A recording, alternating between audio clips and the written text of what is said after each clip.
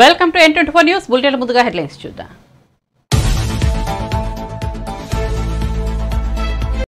సచివాలయంలో గృహజ్యోతి మహాలక్ష్మి పథకాలను ప్రారంభించిన సీఎం రేవంత్ రెడ్డి పేదల ఇళ్లలో వెలుగులు నింపాలని ఉచిత విద్యుత్ పథకం అమలు చేస్తున్నట్లు వెల్లడి.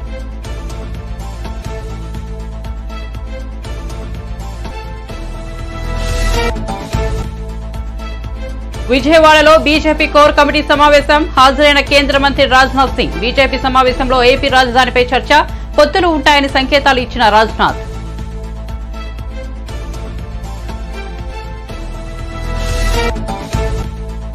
మూడు పిల్లలు కుంగితే కాళేశ్వరం మొత్తం కొట్టుకుపోయినట్ట అన్న కేటీఆర్. ఆకలి కేకల తెలంగాణ కాళేశ్వరం వల్ల అన్నపూర్ణగా మారిందని వెల్లడి.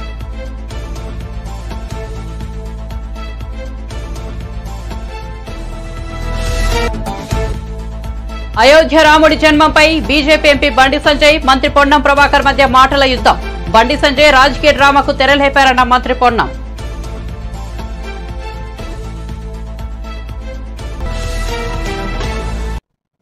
ఇక వార్త వివరాల్లోకి వెళ్తే తాము ఇచ్చిన హామీలను నమ్మి తెలంగాణ ప్రజలు తమకు ఓటు వేసి అధికారం ఇచ్చారని ముఖ్యమంత్రి రేవంత్ రెడ్డి అన్నారు.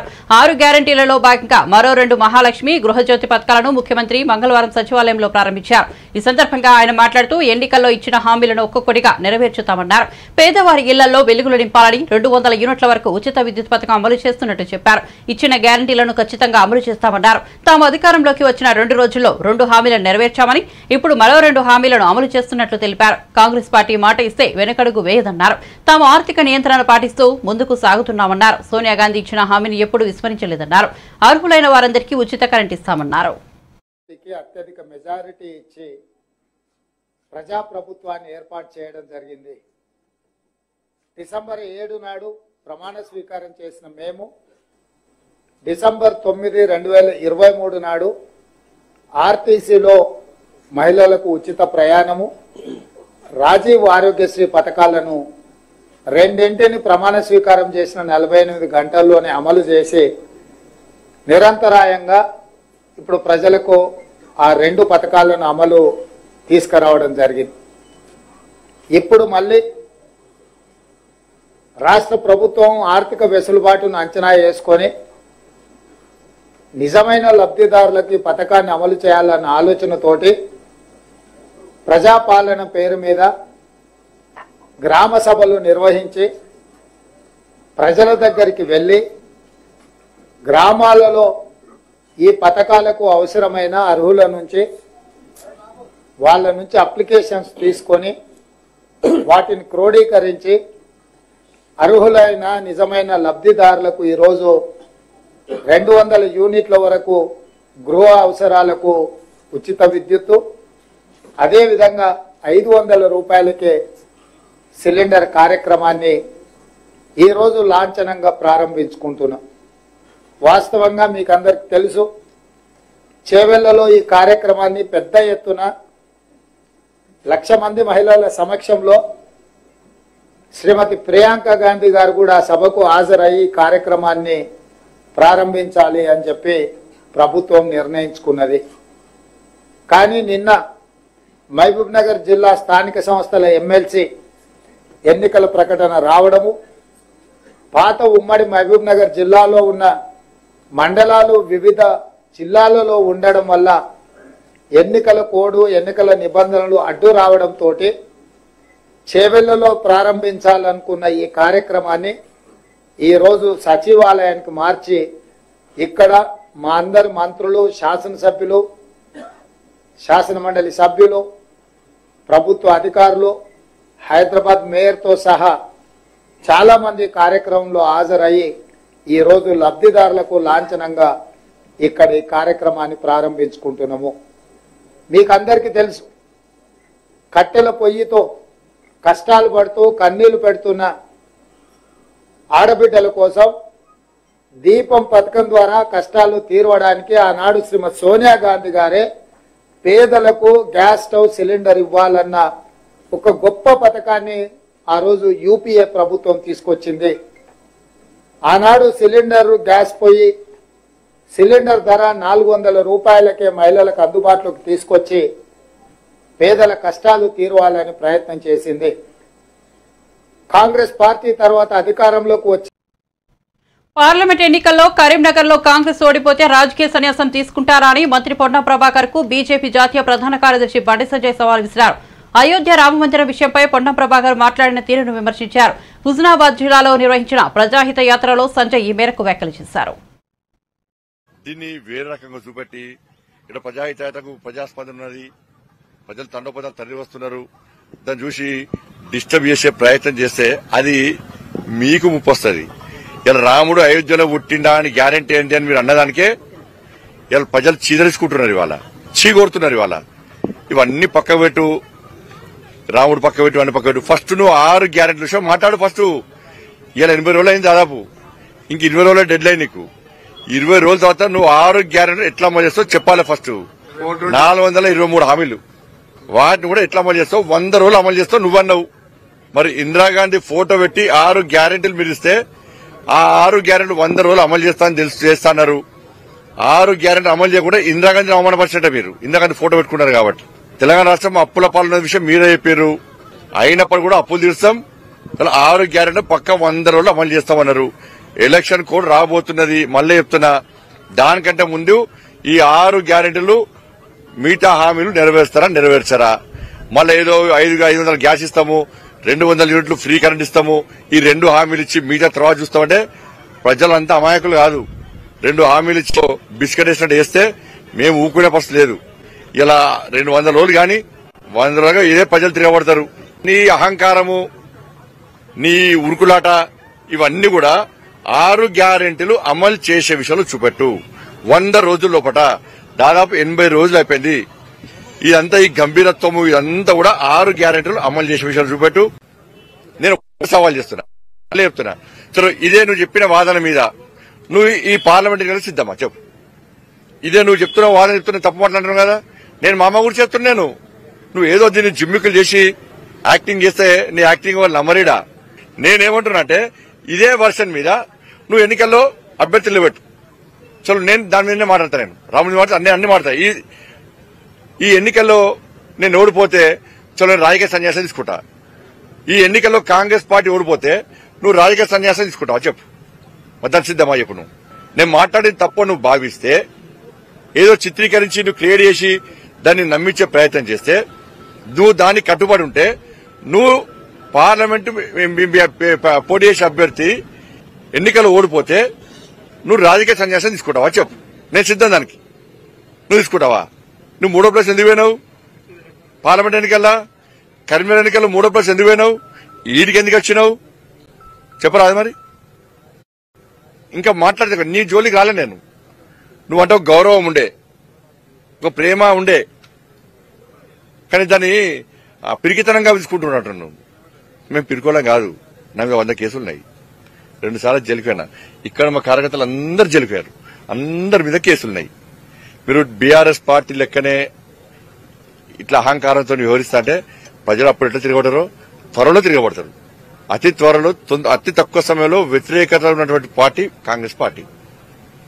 ఉస్నాబాద్ ప్రశాంతంగా ఉన్నది. మేము ప్రశాంతంగా ప్రజాహిత యాత్ర తీసుకుంటున్నాం. వీళ్ళు చిచ్చు పెట్టి ఉస్నాబాద్ లో మొత్తం శాంతి భద్రత సమస్య సృష్టించి, ఒక అలజడి సృష్టించి, రెచ్చగొట్టే వాతావరణం సృష్టించి ప్రశాంతంగా ఉన్న ఉస్నాబాద్ ప్రశాంతంగా దెబ్బతీసే ప్రయత్నం చేస్తున్నారు. వీళ్ళు ఏడవడానికి అదే ఉంటుంది. అయోధ్య రాముడి జన్మపై బీజేపీ బండి సంజయ్, మంత్రి పొన్నం ప్రభాకర్ మధ్య మాటల యుద్ధం కొనసాగుతోంది. అయోధ్య రాముడి విషయంపై కాంగ్రెస్ నేతలపై తాను చేసిన వ్యాఖ్యలకు కట్టుబడి ఉన్నానని బండి సంజయ్ స్పష్టం చేయగా, దీనిపై మంత్రి పొన్నం ప్రభాకర్ తాజాగా స్పందిస్తూ బీజేపీ ఎంపీపై విరుచుకుపడ్డారు. బండి సంజయ్ రాజకీయ డ్రామాకు తెరలేపారని మండిపడ్డారు. కరీంనగర్ పార్లమెంట్ అభివృద్ధికి ఎంపీగా ఏం చేశావో చెప్పి యాత్ర చేయాలని తాను అన్నట్లు తెలిపారు. రాజకీయ డ్రామాకు తిరిగి తెరలేపినాడు. నిన్న ఎన్నికల ప్రచార సభ సందర్భంగా నేను అతన్ని ఒక ప్రశ్నించిన, పార్లమెంట్ సభ్యుడిగా 5 సంవత్సరాలు మీరు నియోజకవర్గం చేసిన సేవ ఏందో చెప్పి ప్రచారం కొనసాగించండి. శ్రీరాముడు పేరు ఓట్లాడడం కాదు, మీరు నిజంగా ఈ నియోజకవర్గ అభివృద్ధి చేసి ఉంటే దాన్ని చెప్పమని అడిగితే నేనెన్నడూ అననటువంటి మాటలు, రాముడి పుట్టుక గురించి, అక్షింతల గురించి మాట్లాడి నా తల్లి జన్మకు సంబంధించిన మాటలు నేను సభ్య సమాజాన్ని కొడతామయ్యాల. జన్మనిచ్చిన తల్లి, నా తల్లి కావచ్చు, ఇంకొకరి తల్లి కావచ్చు, రాజకీయాలు అడిగిన ప్రశ్న నియోజకవర్గ అభివృద్ధికి సంబంధించి అయితే అతను మాట్లాడిన మాట తల్లికి జన్మం గురించి మాట్లాడుతూ ఉన్నాడు. సమాజం గమనించాలి. తల్లి పాత్ర, ఎవరి తల్లి అయినా తల్లి. అటువంటి మాటలు మాట్లాడిన వ్యక్తి రాజకీయ డ్రామా చేస్తూ తిరిగి ఆ యాత్ర ఒక ప్రచారం రావాలనే ఆలోచనతో మళ్ళీ ఎవరు అడ్డుకుంటున్నట్టుగా ప్రచారం చేస్తారు. మేమెవరూ అడ్డుకుంటలేదు. ప్రజాస్వామ్యంలో యాత్ర చేసే హక్కున్నది. మీరు మాట్లాడిన మాటల్ని మళ్ళీ ఏమంటున్నారు? చట్టరీత్యా చర్యలు తీసుకుంటారు. ప్రజలే మనకు చట్టం, ప్రజాస్వామ్యమే మనకు చట్టం. ఈ ప్రజల ముందు నేను అడుగుతా ఉన్నా, అమ్మ, ప్రతి బిడ్డకు జన్మనిచ్చుంటారు ఒక తల్లి. నా తల్లి జన్మ గురించి మాట్లాడుతూ ఉన్నటువంటి అతని పట్ల ఒకసారి ఆలోచన చేయండి. ఇది ఏమాత్రం రాజకీయాల సబబు ఈ విధంగా మాట్లాడడం. భార్యకు మంగళసూత్రం కడతారు. అటువంటి మంగళసూత్రం అమ్మి ఎన్నికలకు గెలిచిన అనే వ్యక్తి. అసలు రాముడు అంటే, శ్రీరాముడు అంటే ఎంత గౌరవము. ఆనాడు అయోధ్య రాముడిగా సీతమ్మ కోసం జరిగినటువంటి కష్టము, లేదా రాముడు తండ్రి మాట విలువించినటువంటి పరిస్థితి గురించి మాట్లాడే వీళ్ళు నా తల్లి గురించి మాట్లాడే, తల్లి జన్మ గురించి మాట్లాడితే ఏం రాజకీయం? భారతీయ జనతా పార్టీ రాష్ట్ర కేంద్ర నాయకత్వం ఆలోచన చేయాలి. నేను వాళ్ళని అడుగుతా ఉన్నా కదా, మీరు ఇటువంటి నాయకుడికి, ఇటువంటి మాటలకు, ఇటువంటి డ్రామాకు మీరు సమర్థిస్తున్నారో స్పష్టం చేయమని నేను బీజేపీ రాష్ట్ర అధ్యక్షుని అడుగుతా ఉన్నా. ఈ జిల్లాకు సంబంధించిన ఇద్దరు బీజేపీ నాయకులను అడుగుతా ఉన్నా, ప్రజలను అడుగుతా ఉన్నా. నేను ఏ విధంగా మాట్లాడినా, నేను ఈ నియోజకవర్గ ఎంపీగా ఇయ్యాల కూడా బహిరంగ చర్చకు సిద్ధమని 6 నెలలుగా, ఏడాది నుంచి అడుగుతా ఉన్నా. ఈ నియోజకవర్గం మీద మీరేం చేసిన 5 నెలల్లో నేనేం చేసిన, మీరు నియోజకవర్గ ప్రజలకు ఏం చేయలేదని, మీరు ప్రజల్లో కూడా తిరుగుబాటు వస్తుందని, ఓడిపోతాననే భయంతో ఇటువంటి ప్రస్తావన తెచ్చి మీరు రాజకీయ లబ్ధి పొందే ప్రయత్నం చేస్తే, ఈ మాట ఆనాడు కేసీఆర్ గారు హిందుగాలు బొద్దుగాలు అంటే ఏ విధంగా ఎన్నికలకు వాడుకున్నావో, నీ గెలుపుకు ఇవాళ తల్లి మాట నీ సమాధికి కారణం కాబోతుంది. బండి సంజయ్, జాగ్రత్త అనే మాట సందర్భంగా గమనిస్తున్నా. మేము హింసవాదం కాదు, మేము కాంగ్రెస్ పార్టీ వాళ్ళం. మేము యాత్ర గడ్డపడతలేము. దాని పేరు మీద, శవం మీద పెడాలు ఎదుర్కొనే విధంగా యాత్రను అడ్డుకుంటున్నామని లబ్ధి పొందే ప్రయత్నం చేయకు. యాత్ర చేసుకో, ఏమైనా మాట్లాడుకో, కానీ నాలిక ఒళ్ళు అన్ని దగ్గర పెట్టుకుని మాట్లాడమని నీతో చెప్తాను. ఆకలి కేకల తెలంగాణ కాళేశ్వరం వల్ల అన్నపూర్ణగా మారిందని బీఆర్ఎస్ కార్యనిర్వాహక అధ్యక్షుడు కేటీఆర్ అన్నారు. కాళేశ్వరంపై ప్రభుత్వమే కుట్రలు చేస్తోందని, ప్రజలకు వాస్తవాలు తెలిపేందుకు మార్చి 1 నుంచి మేడిగడ్డకు వెళ్లాలని నిర్ణయించుకున్నామని స్పష్టం చేశారు. కాళేశ్వరం అంటే ఒక బ్యారేజీ మాత్రమే కాదన్నారు. మిత్రులు మాట్లాడుతున్నారు ఈ మధ్యన, కాళేశ్వరం అంటే ఒక మేడిగడ్డ మాత్రమే అన్నట్టు, కాళేశ్వరం అంటే ఒక బరాజ్ మాత్రమే అన్నట్టు కొంతమంది తెలిసి తెలవక, తెలిసి కూడా కావాలని ప్రజల్ని తప్పుదోవ పట్టించడానికి కూడా మాట్లాడుతున్న పరిస్థితి. మేము మేడిగడ్డకు కూడా బయలుదేరిపోబోతా ఉన్నాం. మరి పెద్దలు కేసీఆర్ గారు నల్లగొండ సభలో, బహిరంగ సభలోనే స్పష్టంగా చెప్పారు, మీరు పోవడం కాదు మేమే పోతాము మన మేడిగడ్డకి. మేడిగడ్డ మాత్రమే కాదు, అన్నారం పోతాము, సుందిల్ల పోతాము, మొత్తం కాళేశ్వరం ప్రాజెక్టు యొక్క సమగ్ర స్వరూపాన్ని ప్రజలకు అర్థమయ్యేటట్టు వాళ్లకు సజీవంగా చూపెడతాము అనే మాట కూడా ఈ సందర్భంగా నేను విజ్ఞప్తి చేస్తా ఉన్నా. కాళేశ్వరం అంటే ఒక మేడిగడ్డ కాదు, కాళేశ్వరం అంటే 3 బరాజులు, కాళేశ్వరం అంటే 15 రిజర్వాయర్లు, కాళేశ్వరం అంటే 21 పంప్ హౌజులు, కాళేశ్వరం అంటే 203 కిలోమీటర్ల సొరంగాలు, 203 కిలోమీటర్స్ ఆఫ్ టనల్స్. కాళేశ్వరం అంటే 1531 కిలోమీటర్ల ప్రవాహ కాలువలు. ఇవన్నిటి సమగ్ర సమాహారమే కాళేశ్వరం తప్ప ఒక బరాజ్ కాదు. అందులో 84 పిల్లర్లుంటే 3 పిల్లర్లకు ప్రమాదం వస్తే మొత్తం బరాజే కొట్టుకుపోయింది అన్నట్టుగా, ఏదైతే కాళేశ్వరం మొత్తమే కొట్టుకుపోయింది అన్నట్టుగా చిత్రీకరించే ప్రయత్నం చేస్తున్నారో, కాళేశ్వరం అంటే ఒక మేడిగడ్డ కాదు. ఆకలి కేకల తెలంగాణ ఈరోజు అన్నం గిన్నెగా మారిన మాట వాస్తవం కాదా? దేశానికి అన్నపూర్ణగా మారిన మాట వాస్తవం కాదా? 24 లక్షల టన్నుల ధాన్యం సేకరించే తెలంగాణలో ఈరోజు 3.5 కోట్ల టన్నుల ధాన్యం పండుతున్న మాట వాస్తవం కాదా? తెలంగాణ భారతదేశానికే ధాన్య భాండాగారంగా మారిన మాట వాస్తవం కాదా? ఇది కాళేశ్వరం ఫలితం కాదా? నీళ్లు రాకుండానే, పంటలు వండకుండానే భూముల ధరలు పెరిగిపోయినాయా? ఇది తెలంగాణ రైతులకు తెలియదా? ఆలోచించమని కోరుతా ఉన్నా. కానీ ఇన్ని తప్పుడు లెక్కలు చెప్పినా కాళేశ్వరంలో కూడా మన రాష్ట్ర ప్రభుత్వమే, కాంగ్రెస్ ప్రభుత్వమే శాసనసభలో ఇచ్చిన నివేదిక చూస్తే దాని ప్రకారం కూడా 20 లక్షల ఎకరాలకు నీళ్ళు వచ్చినాయని వాళ్ళే చెప్పారు. ఈ చెలో మేడిగడ్డ అనే ప్రోగ్రాం ఏదైతే మేము తీసుకున్నామో, మన మార్చి 1 నాడు ఉదయం 8:30కు మా పార్టీకి సంబంధించిన శాసనసభ్యులు, అదేవిధంగా శాసన మండలి సభ్యులు, గౌరవనీయులైన పార్లమెంట్ సభ్యులు, మాజీ శాసనసభ్యులు, మాజీ ఎంపీలు, మాజీ ఎమ్మెల్సీలు, ఇంకా ఇతర ముఖ్యులు దాదాపు ఒక 150 నుంచి 200 మందిని ఇక్కడ నుంచి బయలుదేరిపోతాం తెలంగాణ భవన్ నుంచి బయలుదేరి ఒక్క మేడిగడ్డ మాత్రమే కాదు, మొదటి రోజు మేడిగడ్డ పోతాం. ఆ తర్వాత తెలంగాణకు కామధేనువుగా ఉన్న కాళేశ్వరం ప్రాజెక్టును దశల వారీగా ప్రజలకు మళ్ళొక్కసారి ఆవిష్కృతం చేస్తూ వాళ్ళ మనసులో ఉండే అనుమానాలు నివృత్తి చేస్తూ కాళేశ్వరం అంటే ఒక బరాజ్ కాదు, ఎంత సమగ్రమైన ప్రాజెక్టో వారికి వివరించి ముందుకు పోతాం. దురదృష్టవశాత్తు మేడిగడ్డ బరాజ్లో 2-3 పియర్లకు నవంబర్ మాసంలో పగుళ్ళు వచ్చినాయి. కానీ ఇదేం మొదటిసారి కాదండి, ఇదేదో చరిత్రలో ఎన్నడూ జరగంది, ఏదేదో మొదటిసారి జరిగింది కాదు. ఆనాడు కడెం ప్రాజెక్ట్ కొట్టుకుపోయిన పరిస్థితి 1950వ దశకంలో. 2006-7 ప్రాంతంలో అప్పుడు రాజశేఖర రెడ్డి గారు ముఖ్యమంత్రిగా దానికి మరి పునాది రాయి వేస్తే ఆ రోజు సంవత్సరం తిరగకుండానే 2 సార్లు కొట్టుకుపోయింది, ఒకసారి కాదు. గుండ్లవాగు ప్రాజెక్టు, ఇది వాస్తవం కాదా? ఈరోజు మంత్రిగా ఉన్న సీతక్క గారు ఆ రోజు అప్పుడు ఓడిపోయి ఉన్నారు, శాసనసభ్యురాలుగా పోటీ చేసి ఓడిపోయి ఉన్నారు. వారు వరంగల్ నుంచి గుండ్లవాగు ప్రాజెక్టు దాకా గోవిందరావుపేట దాకా పాదయాత్ర చేసి ధర్నాలు చేసి నాన్న రాద్ధాంతం చేసిన మాట వాస్తవం కాదా? ఇది మీ కాంగ్రెస్ ప్రభుత్వంలో జరగలేదా? ఇదేమన్నా కొత్త? మేడిగడ్డలో జరిగిన దాని మీద కూడా మేము కోరుతున్నాం, శాసనసభలో కోరాము, ఇక్కడ కూడా కోరుతా ఉన్నాం. ప్రభుత్వాన్ని రిక్వెస్ట్ చేస్తున్నాం, విచారణ జరిపించండి. బాధ్యులు ఎవరైతే బాధ్యులో వాళ్ళ మీద చర్య తీసుకోండి, మాకేం అభ్యంతరం లేదు. మీరు జ్యుడిషియల్ కమిషన్ అన్నారు, ఇంకేదో కమిటీ అన్నారు, మేము దాన్ని ఏం వ్యతిరేకించడం లేదు. నిక్షేపంగా మీరు విచారణ జరిపించండి, తప్పకుండా బాధ్యుల మీద చర్యలు తీసుకోండి, మాకు అభ్యంతరం లేదు. హయ్యెస్ట్ వరద వచ్చింది గోదావరిలో లాస్ట్ సీజన్లో, దాన్ని కూడా తట్టుకొని నిలబడ్డది మేడిగడ్డ. మరి తర్వాత మెయింటెనెన్స్ లోపించడమో ఇంకోటో దేనివల్లనో మొత్తానికైతే నష్టం జరిగింది. అదేంటో విచారణలో తేలుతుంది, ఎందువల్ల జరిగిందనేది విచారణలో తేలుతుంది.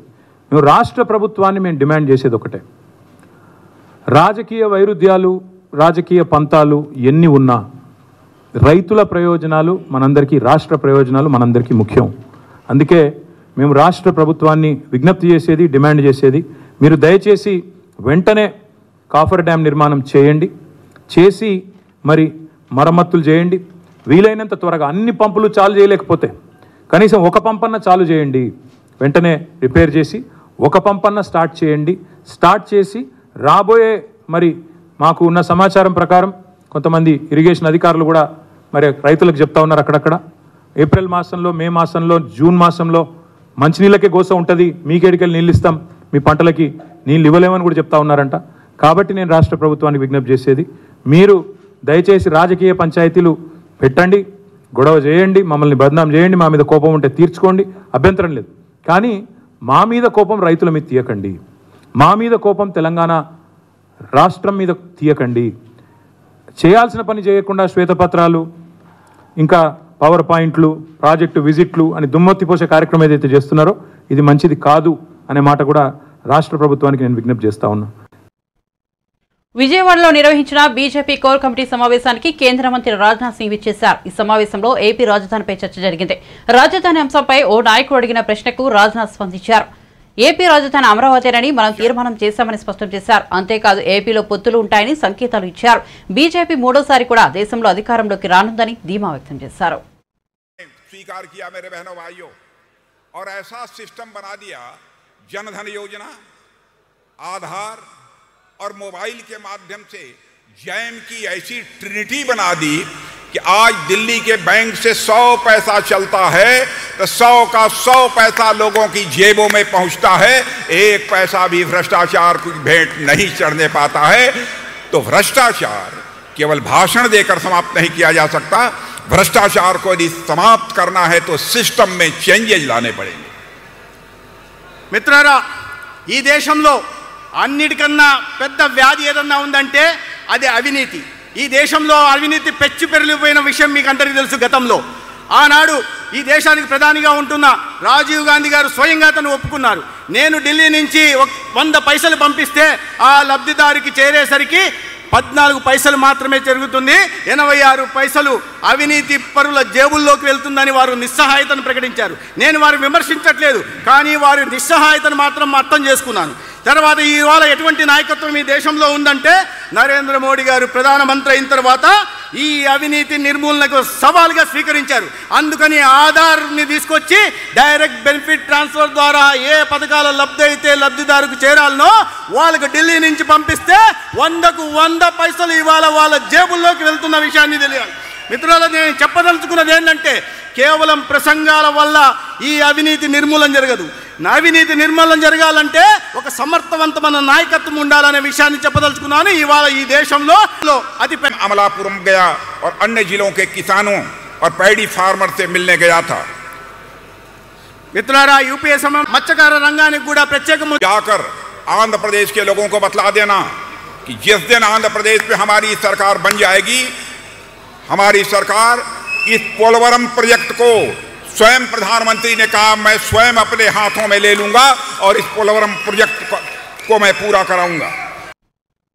ఆర్థిక ఇబ్బందులు ఉన్నప్పటికీ తాము చెప్పిన హామీలను అమలు చేస్తున్నామని ఉప ముఖ్యమంత్రి మల్లుభట్టి విక్రమార్క అన్నారు. మహాలక్ష్మి గృహజ్యోతి పథకాల ప్రారంభం సందర్భంగా ఆయన మంగళవారం మాట్లాడుతూ బీఆర్ఎస్ 10 ఏళ్ల పాలనలో తెలంగాణ ఆర్థిక పరిస్థితి దారుణంగా దెబ్బతిందన్నారు.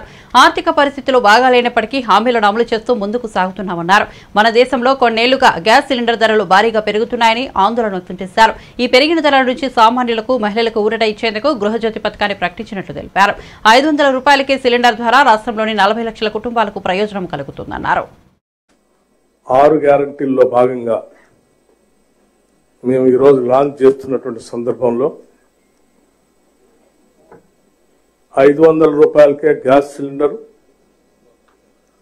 200 యూనిట్ల లోపల ఉచితంగా కరెంటు పొందేటువంటి లబ్ధిదారులందరికీ హృదయపూర్వకమైనటువంటి నమస్కారాలతో కూడినటువంటి అభినందనలు కూడా తెలియజేస్తా ఉన్నాను.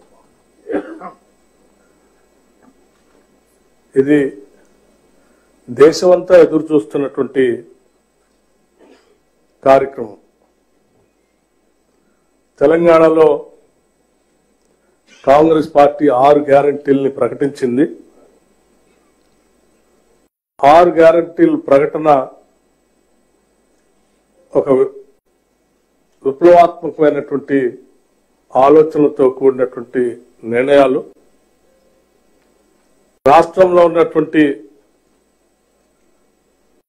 పేద బడుగు బలహీన వర్గాలకి, మధ్యతరగతి కుటుంబాలకి పెద్ద ఎత్తున ఉపయోగపడేటువంటి గ్యారంటీల్ని ప్రకటించింది.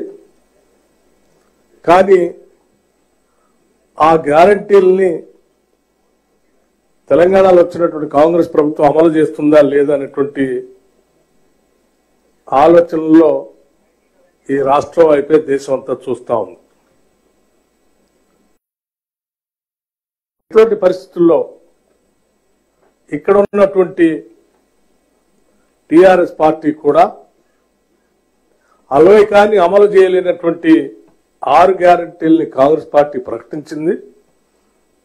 వాళ్ళు చేయబోలేరు అని మేము అధికారంలోకి వచ్చిన 2వ రోజు నుంచే ప్రచారం మొదలుపెట్టారు. అటువంటి అనేక రకాలైనటువంటి ప్రచారాలు, ఆలోచనల మధ్యన మాకున్నటువంటి అనేక రకాలైనటువంటి ఇబ్బందులను కూడా అధిగమించి వెస్టర్న్ ఆస్ట్రేలియా మంత్రి సాండర్సన్ తెలంగాణ ముఖ్యమంత్రి రేవంత్ రెడ్డితో భేటీ అయ్యారు. రాష్ట్రంలో వైద్య రంగంలో పెట్టుబడులు పెట్టేందుకు ఆయన ఆసక్తి కనబరిచారు.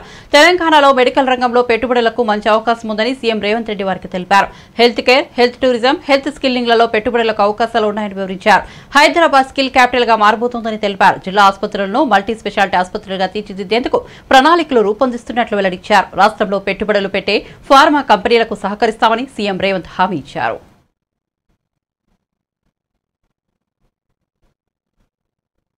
ఏపీ మంత్రి రోజాపై సినీ నిర్మాత కాంగ్రెస్ నేత బండ్ల గణేష్ సంచలన వ్యాఖ్యలు చేశారు. తెలంగాణ మంత్రి రేవంత్ రెడ్డి చేసిన చేపల పులుసు వ్యాఖ్యలపై ఓ టీవీ ఇంటర్వ్యూలో స్పందించిన రోజా ఆయన యాక్సిడెంట్ సీఎం అని ఏం మాట్లాడాలో తెలియక ఏదేదో మాట్లాడుతున్నారంటూ కౌంటర్ ఇచ్చిన విషయం తెలిసిందే. కాగా రోజా చేసిన కామెంట్లపై బండ్ల గణేష్ ఘాటుగా స్పందించారు. రోజా డైమండ్ రాణి అని, ఆమెకు ఈసారి సీటు వస్తుందో రాదో డౌట్ అంటూ విమర్శలు చేశారు బండ్ల గణేష్.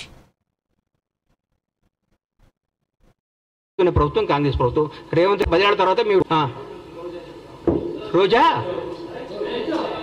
ఏం చెప్పారండి? రోజా గారి గురించి, రోజా డైమండ్ రాణి, ఆమె గురించి ఏం మాట్లాడతాం, ఆమెకు సీట్ వస్తుందో రాదో డౌటు. రోజా రేవంత్ రెడ్డి యాక్సిడెంటల్ సీఎం కాదు, ఆమె ఎవరి దగ్గర పనిచేస్తుంది, ఆయన యాక్సిడెంట్ సీఎం. రేవంత్ రెడ్డి గారు ఫైటర్. రేవంత్ రెడ్డి గారు ఫైటర్, పోరాడైన యోధుడు. భారతదేశంలో ఇట్లాంటి యోధులు చాలా తక్కువ మంది ఉంటారు. ఈయన యోధుడు, ఈయన పోరాడి కష్టపడి తనేందో నిరూపించుకొని ముఖ్యమంత్రి పదవి తెచ్చుకున్నాడు. యాక్సిడెంటల్ సీఎం అయితే నాన్నగారు చనిపోతేనో, నాన్నగారు వారసత్వం వస్తేనో, ఇంకోటి వస్తేనో, నీలాగా పులుసు వండి పెడితేనే వస్తుంది. నువ్వు పులుసు వండి పెట్టావు కాబట్టి నువ్వు పులుసు పాపవు, నువ్వు వదిలేయి. నువ్వు రేపో మాపో మాజీ అవుతావు. ఆ మాజీ ఈ మాజీ కలిసి పెట్టి ఇక్కడ వచ్చి జబర్దస్త్ ప్రోగ్రామ్ చేసుకుంటా, పగల జబర్దస్త్ షూటింగ్, నైట్ పూట ఏమో మాజీలు కలిసి తాజాగా కేజీలు తెచ్చుకొని పులుసు వండుకొని పెట్టుకోను. అంతేగాని మా ముఖ్యమంత్రి అనే స్థాయి నీది కాదమ్మా తల్లి. నువ్వు నీ స్థాయి కాదు, నువ్వు ఐటెం రానివి, నువ్వు ఐటెంలానే ఉండు. అన్యాయం చేసిన కాళేశ్వరం చూసుకోవటానిక, అక్రమాలు చేసిన కాళేశ్వరంలో ఏమేమి తప్పులు ఎట్లొస్తాయో దీనికి ఎట్లా ఆన్సర్ ఇవ్వాలని వాళ్ళ ఎమ్మెల్యేలని వాళ్ళ ఇప్పటికే మంగళయాన్ చంద్రయాన్ 3 విజయాలతో అంతరిక్ష పరిశోధన రంగంలో భారత్ ఖ్యాతి ఇనుమడించింది. ఈ క్రమంలో రెట్టించిన ఉత్సాహంతో ఉన్న భారత్ గగన్యాన్ కు సిద్ధమైంది. భారత్ కు ఇది తొలి మానవ సహిత రోదసీ యాత్ర. ఇంతటి ప్రతిష్టాపన గగన్యాన్ యాత్రలో భాగంగా అంతరిక్షంలోకి వెళ్లే భారత వ్యోమయానాల పేర్లను ప్రధాని నరేంద్ర మోదీ ప్రకటించారు. ఇండియన్ ఎయిర్ ఫోర్స్ కు చెందిన గ్రూప్ కెప్టెన్లు అజిత్ కృష్ణన్, ప్రశాంత్ బాలకృష్ణ నాయర్, అంగద్ ప్రతాప్, వింగ్ కమాండర్ సుభాష్ ను Shukla Gagan and space copter ద్వారా దూరదర్శన్లోకి వెళ్లనున్నారని మోదీ తెలిపారు. ఇవి 4 పేర్లు కాదు, 140 కోట్ల మంది భారత ప్రజల ఆకాంక్షలను అంతరిక్షంలోకి తీసుకెళ్లే శక్తులని అభివర్ణించారు. కేరళలోని తిరువనంతపురంలో జరిగిన ఓ కార్యక్రమంలో ప్రధాని మోదీ ఈ 4 వ్యోమగాములను పరిచయం చేశారు. 40 ఏళ్ల కిందట రాకేష్ శర్మ రూపంలో తొలి భారతీయుడు అంతరిక్షంలోకి వెళ్లగా మళ్లీ 4 భారతీయులు అంతరిక్షంలోకి వెళ్లనున్నారని, అయితే ఈసారి కౌంట్ డౌన్ మనదే, రాకెట్ మనదేనని స్పష్టం చేశారు. भारत वो पहला देश बना जिसने चंद्रमा के साउथ पोल पर तिरंगा फहराया.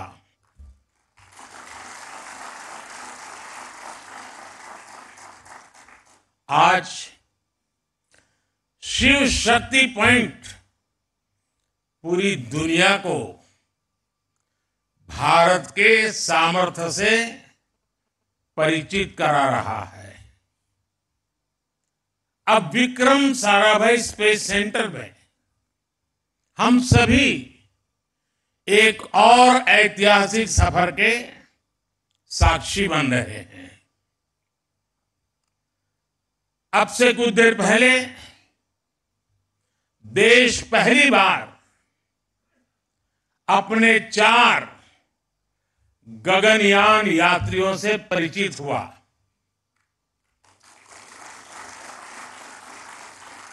ये सिर्फ 4 नाम और 4 इंसान नहीं है, ये 140 करोड़ एस्पिरेशंस को स्पेस में ले जाने वाली 4 शक्तियां हैं.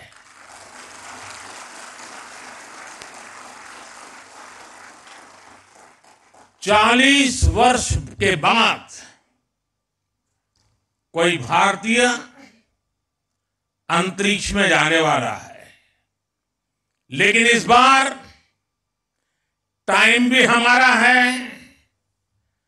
काउंट डाउन भी हमारा है और रॉकेट भी हमारा है.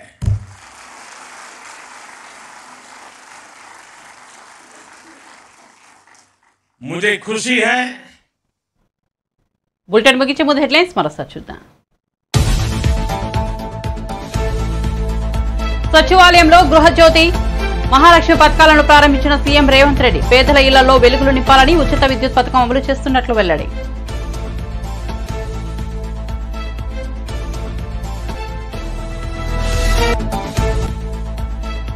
విజయవాడలో బీజేపీ కోర్ కమిటీ సమావేశం. హాజరైన కేంద్ర మంత్రి రాజ్నాథ్ సింగ్. బీజేపీ సమావేశంలో ఏపీ రాజధానిపై చర్చ. పొత్తులు ఉంటాయని సంకేతాలు ఇచ్చిన రాజ్నాథ్.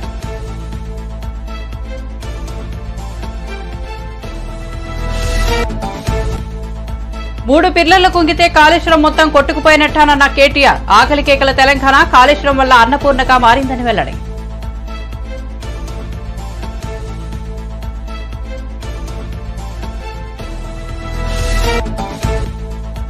అయోధ్య రాముడి జన్మంపై బీజేపీ ఎంపీ బండి సంజయ్, మంత్రి పొన్నం ప్రభాకర్ మధ్య మాటల యుద్ధం. బండి సంజయ్ రాజకీయ డ్రామాకు తెరలేపారన్న మంత్రి పొన్నం.